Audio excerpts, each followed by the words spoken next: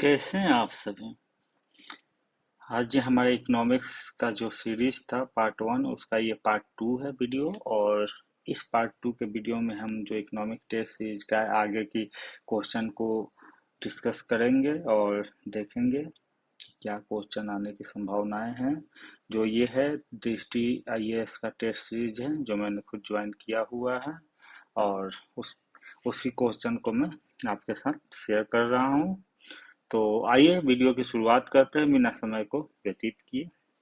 तो हमारा पहला क्वेश्चन है, पेरिस समझौते 2015 के संबंध पर निम्नलिखित कथनों पर विचार कीजिए। और विचार तो करना ही, साथ में ये बताना इसमें से कौन सा या से सही है या फिर हैं। तो चलिए विचार करते हैं। यह जलवायु परिवर्तन पर कानूनी रूप से बाध्यकारी अंतर्राष्ट्रीय संधि है।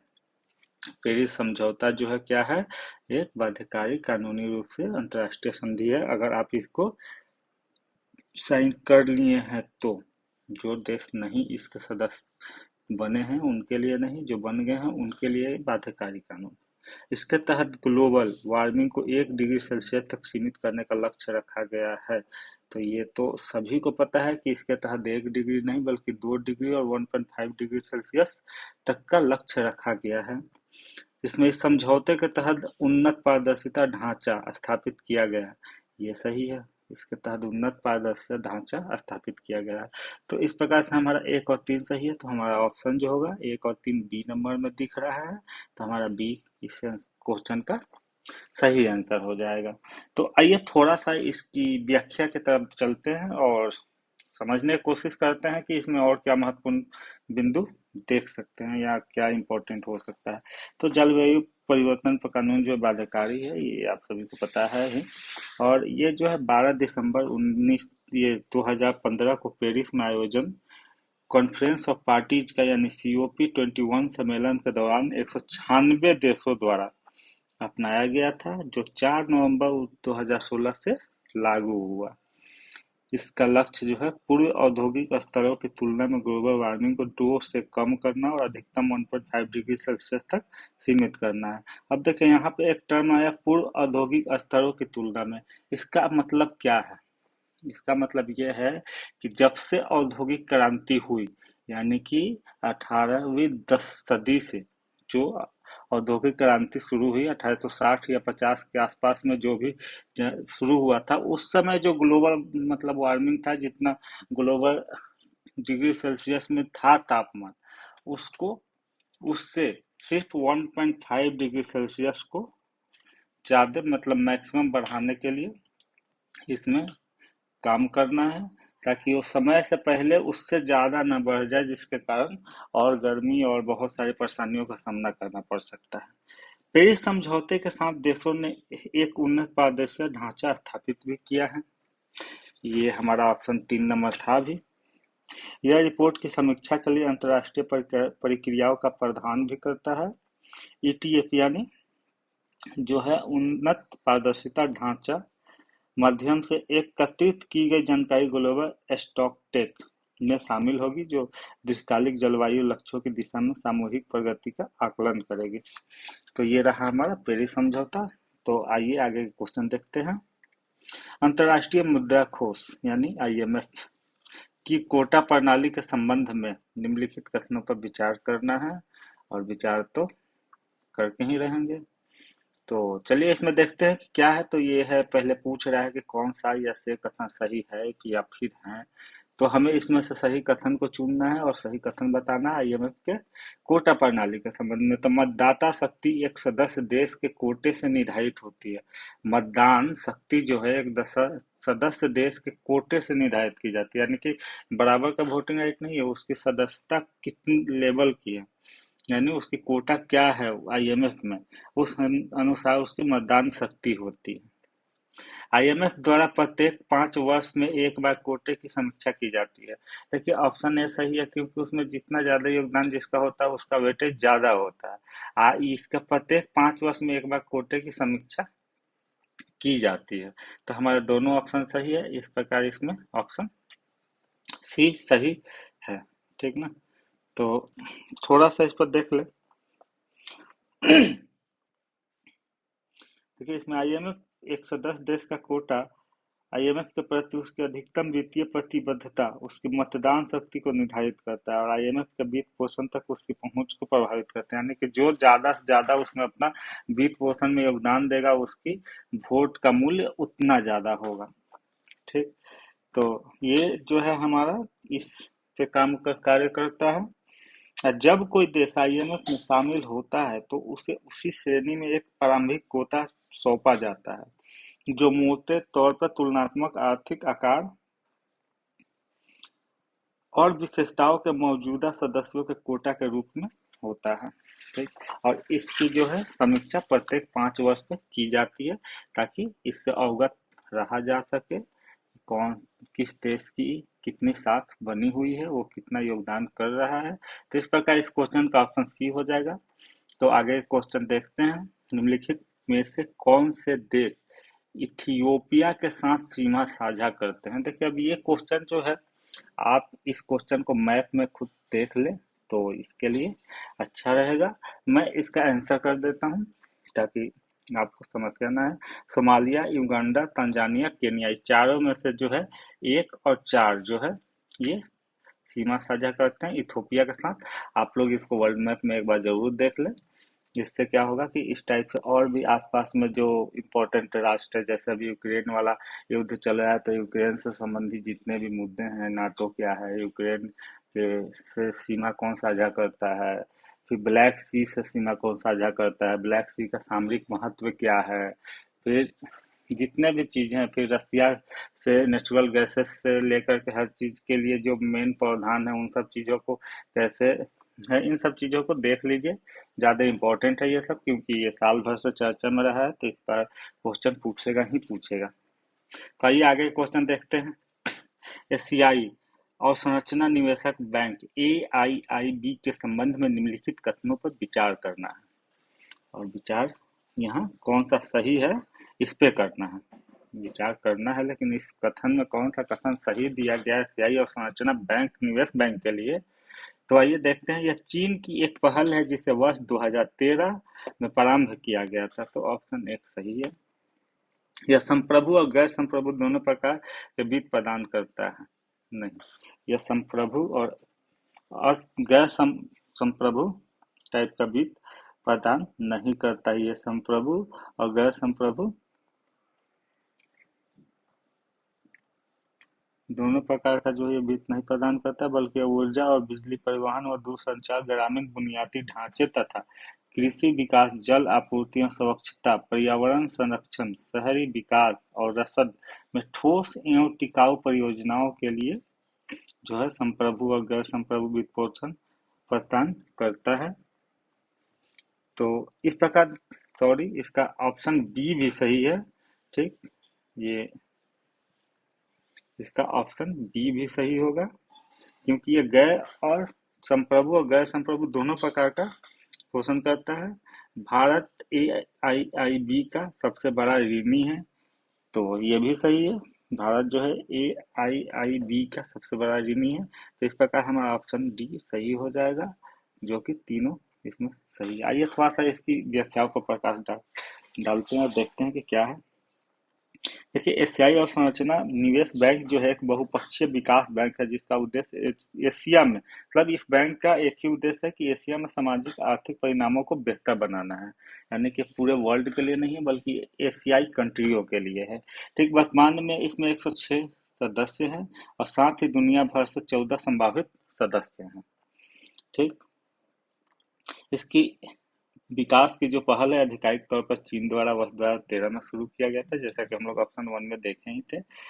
इसमें सबसे बड़ा शेयर धारक चीन है, जो कि 26.0006% वोटिंग शेयर के साथ है। इसके बाद भारत है जो 7.5% है, फिर रूस है 5.93 और जर्मनी 4.5% का स्थान है। ये तो इम्पोर्टेंट नहीं है बेटे, लेकिन कहीं इसमें अगर ऐसा क्वेश्चन आ जाए कि क्रम अनुसार, मतलब कौन से देश का कितना ज्यादा वोटिंग राइट्स है, उसके अनुसार क्रमित करें तो उसमें ये आवश्यक हो सकता है। ठीक, फिर इसके AIIB के भारत भी एक संस्थापक देशों में से एक है, और ये भारत जो है सबसे बड़ा ऋण प्राप्त करता है इसके माध्यम से। तो इस प्रकार हमारा ऑप्शन डी सही हो जाएगा।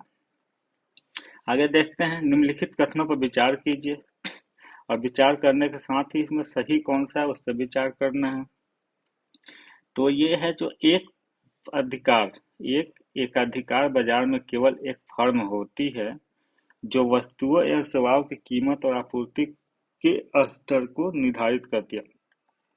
तो यहाँ पे आ गया केवल शब्द, तो जो 99% चांस होता है कि ये गलत होगा, लेकिन यहाँ ये क्या है, इस स्थिति में ये एक सही है, क्योंकि ये एक एकाधिकार बाजार में ये ऑलरेडी दो जो है और ये जो है एक दूसरे से कंट्रोडिक्शन कर रहे हैं। ठीक, या तो ये होता या तो ये होता तब समस्या आ सकती थी। ठीक, लेकिन ये 99% में नहीं है, बल्कि 1% में से एक है, जो कि ये सही है। इस अधिकार प्रतिस्पर्धा में बाजार में कई उत्पादन और उपभोक्ता होते हैं।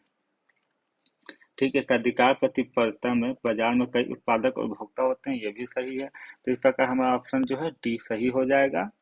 देखिए, केवल वाला जो प्रश्न है, हमने अभी तक जितने भी प्रश्न देखे थे उसमें सारे के सारे गलती हुए थे, और एक जो सही होगा इसको एक एक्सेप्शन के तौर पर भी मान सकते हैं।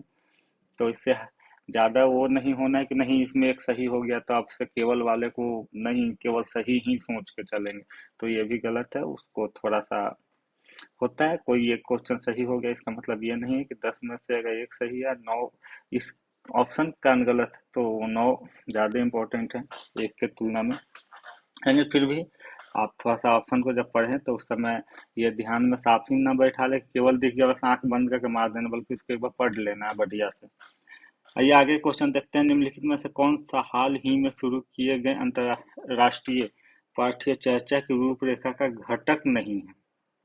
रूपरेखा का क्या है, घटक नहीं है। ठीक, यहाँ नहीं शब्द ज्यादा इंपॉर्टेंट है, इस पर ध्यान देने योग्य है।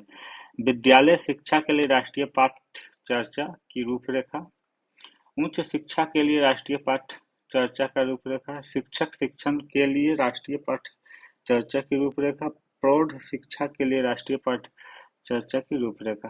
देखिए, इसमें जो सही है ये हाल ही में किए गए राष्ट्रीय पाठ्य चर्चा का रूपरेखा, ये उच्च शिक्षा के लिए नहीं है, बल्कि ये विद्यालय शिक्षा के लिए है, और जिसमें शिक्षक शिक्षण के लिए राष्ट्रीय पाठ्य चर्चा की रूपरेखा पर भी बात की गई है, प्रौढ़ शिक्षा की भी बात की गई है। ठीक, तो इस प्रकार से हमारा इसका ऑप्शन जो है वो बी हो जाएगा। और जो तो आइए इसकी आगे के क्वेश्चन देखते हैं। संघीय वित्त के सिद्धांतों के संबंध में निम्नलिखित कथनों पर विचार करना है, कौन सा सही है उसको बताना है हमें। तो इसमें एक जो पर्याप्तता का सिद्धांत, सरकारों को उनकी बढ़ती वित्तीय जरूरतों को पूरा करने के लिए निर्धारित क्षेत्रों में राजस्व के नए स्रोत विकसित करने की अनुमति देता है। ठीक, तो ये गलत है। भारत में केंद्र और राज्यों के बीच एकरूपता के सिद्धांत का पालन किया जाता है। एकरूपता के सिद्धांत का पालन नहीं किया जाता है, बल्कि समय आने पर अर्धात्मक केंद्र भी हो जाता है, मतलब कि सारी की सारी शक्ति राज्य सरकार से छीन के केंद्र में निहित कर दिया जाता है। तो इस प्रकार इसका ऑप्शन डी हो जाएगा। आइए इसकी थोड़ा व्याख्या देखते हैं और क्या है इसमें इम्पोर्टेंट उसको देखते हैं। तो संघीय वित्त के सिद्धांत जो है यह केंद्र और राज्यों के बीच राजस्व के स्रोतों की कुशल व्यवस्था को संदर्भित करता है। इस संबंध में निम्नलिखित मुख्य सिद्धांतों को लागू किया जाना चाहिए, जैसे स्वतंत्रता का सिद्धांत, इक्विटी का सिद्धांत, एकरूपता का सिद्धांत। ठीक ना, तो हमसे क्या पूछा है, पहला वाले में ये बता रहा है पर्याप्तता का सिद्धांत जो है सरकारों को उनकी बढ़ती वित्तीय जरूरतों को पूरा करने के लिए निर्धारित क्षेत्रों में राजस्व के नए स्रोत विकसित करने की अनुमति देता है। नहीं तो देखिए, पर्याप्तता का सिद्धांत क्या कहता है। पर्याप्तता का सिद्धांत जो है, पर्याप्तता का सिद्धांत का अर्थ है कि प्रत्येक सरकार अर्थात केंद्र और राज्य के पास अपने कार्यों को प्रभावी ढंग से करने हेतु पर्याप्त संसाधन होने चाहिए। मतलब अपने कार्य को करने हेतु क्या होना चाहिए, पर्याप्त संसाधन होने चाहिए। यहाँ पर्याप्तता को वर्तमान और साथ ही भविष्य की आवश्यकताओं दोनों के संदर्भ में तय किया जाना चाहिए। ठीक, यानी कि वर्तमान और भविष्य को देख के इसको तय करना चाहिए। और इसकी बढ़ती जरूरतों और युद्ध, बाढ़ आदि जैसे अप्रत्याशित व्यय को पूरा करने के लिए संसाधनों को लचीला होना चाहिए। जबकि अगर कोई नेचुरल डिजास्टर आ जाता है या कुछ कृत्रिम रूप से अगर कहीं युद्ध हो जाए या कुछ वैसी जरूरत हो जाए जो जनसंख्या की डिमांड बन जाए, तो उस समय इसकी क्या होना चाहिए, इसको लचीला होना चाहिए। ठीक।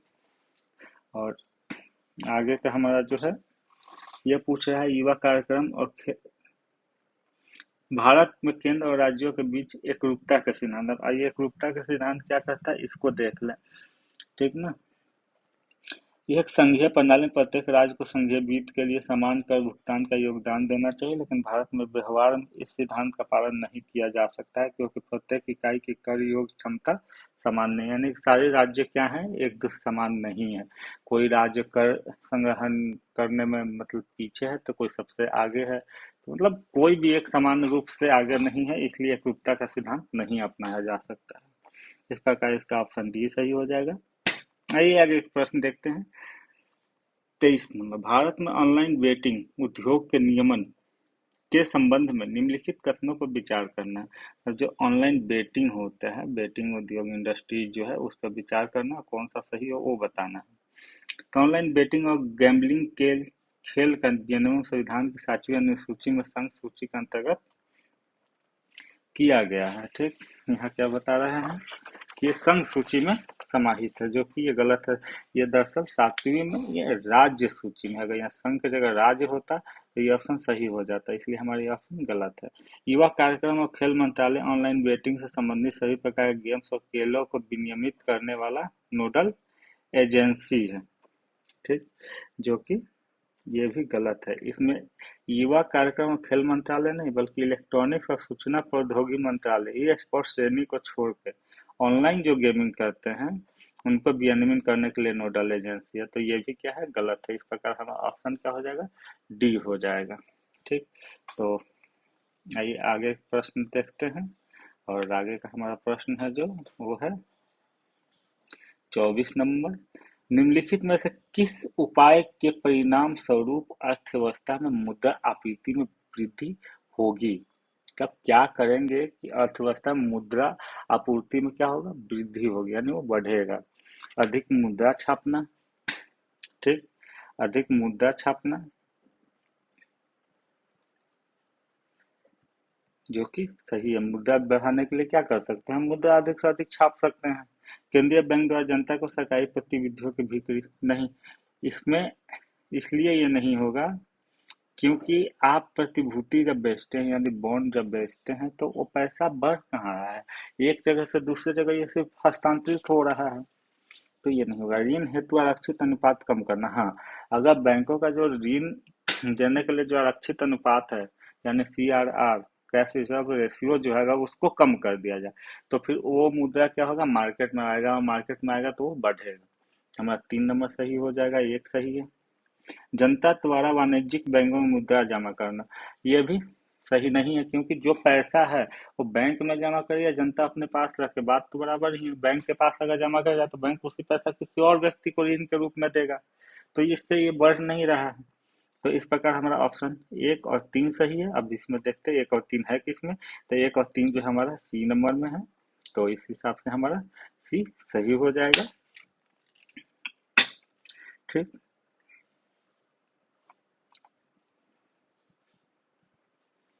तो आइए आगे क्वेश्चन देखते हैं।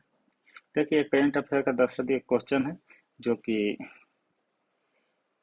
हिस्ट्री से जुड़ी हुई सिंधु घाटी स्थल का नाम इसमें दिया गया है। ठीक। तो देखते हैं कि क्या है इसमें और कौन सा सही है।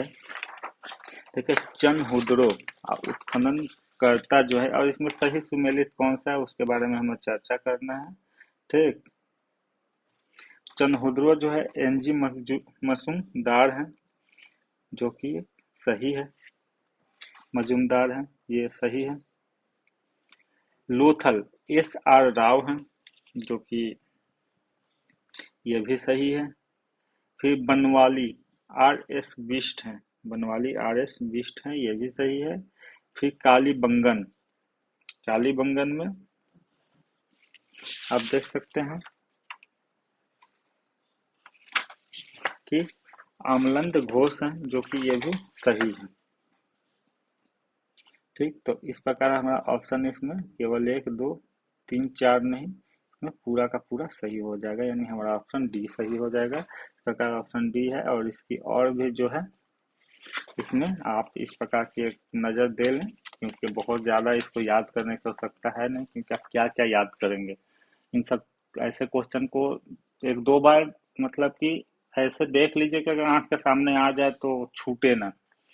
ठीक, तो आइए इस सेशन के अगले क्वेश्चन को देखते हैं।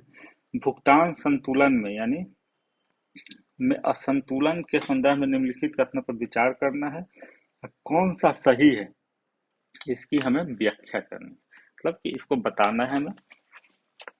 तो देखते हैं, चक्रीय असंतुलन देशों के बीच मांग की लोच में अंतर के कारण हो सकता है। ठीक, चक्रीय असंतुलन जो है मांग के अंतर के कारण, मांग की लोच में अंतर के कारण हो सकता है। ठीक, तो मांग में जो है असंतुलन, ये चक्रीय असंतुलन जो है यह दो कारणों से होता है। ठीक, पहला जो है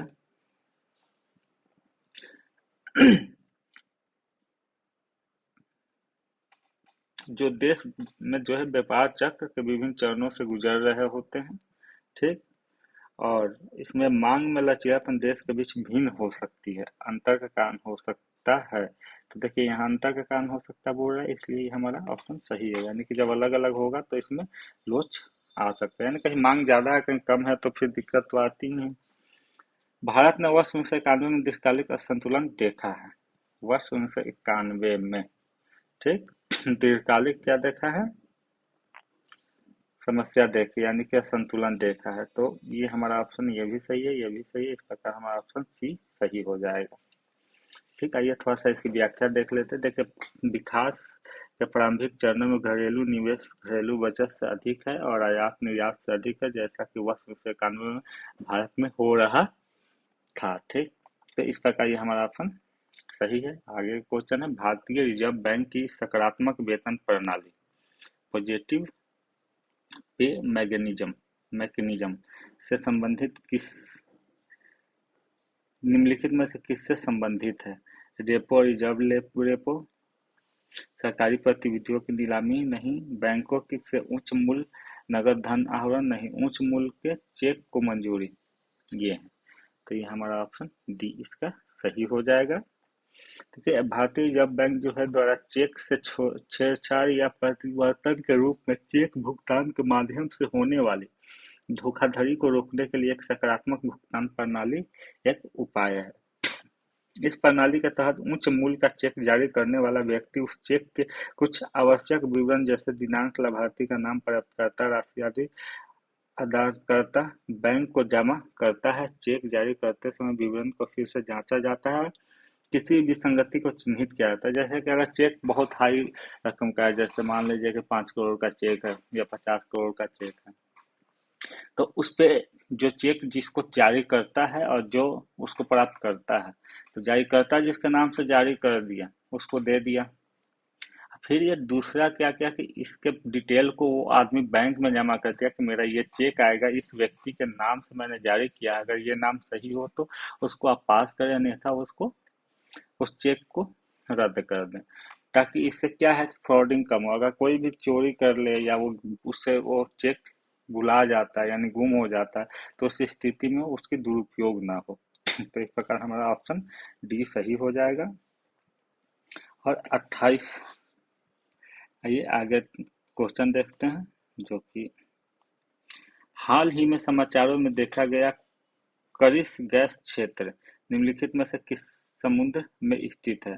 ठीक, करिश गैस, तो करिश गैस जो है हमारा भूमध्य सागर में स्थित है। देखिए कितना लोग इसको भी अगर नहीं पता हो तो मार सकते हैं, क्योंकि ये अभी ज्यादा क्या है, तो चर्चा में है। तो हमारा ये नहीं होगा, ये भूमध्य सागर होगा।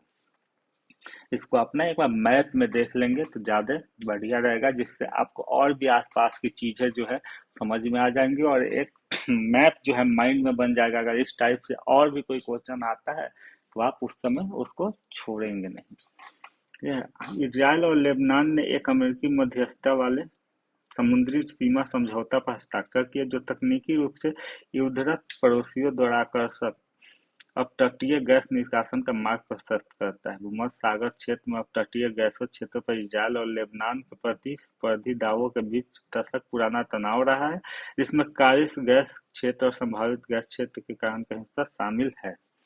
ठीक, तो इस प्रकार हमारा इसका ऑप्शन ए सही हो जाएगा। आगे क्वेश्चन है डंकल ड्राफ्ट। डंकल ड्राफ्ट निम्न किस संगठन से संबंधित है? तो ये हो जाएगा हमारा इसका ऑप्शन सी, विश्व व्यापार संगठन। ठीक, तो ये डंकल ड्राफ्ट जो है ये WTO के महासचिव आर्थर डंकल द्वारा तैयार किया गया था।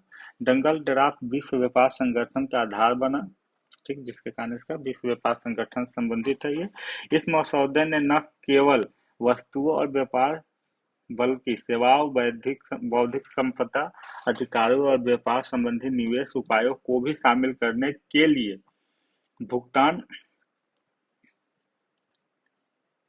संबंधी निवेश उपायों को शामिल करने के लिए शुल्क और व्यापार पर समान समझौते के दायरे का विस्तार करता है। ठीक, WTO की स्थापना जो है 1995 में प्रशुल्क एवं व्यापार पर समान समझौते GATT के उत्तराधिकार के रूप में हुई थी। ठीक ना, और यह एक अस्थायी निकाय के रूप में स्थापित एक नया अंतर्राष्ट्रीय संगठन है, सब आपको पता ही होगा। तो इस प्रकार हमारा ऑप्शन इसका सी सही हो जाएगा। आइए इस सत्र का थर्ड आखिरी प्रश्न जो है उसको देखते हैं। निम्नलिखित कथनों पर विचार कीजिए और विचार करने के साथ ये बताना कि इसमें कौन सा सही है। ठीक, तो हमारा जो है दादा साहेब फाल्के ने भारत की पहली फीचर फिल्म बनाई। ठीक है, ये जिनके नाम पे हम अवार्ड भी देते हैं दादा साहेब फाल्के के नाम पे। राजा रवि वर्मा दादा साहेब फाल्के के समकालीन थे, ये भी ठीक है।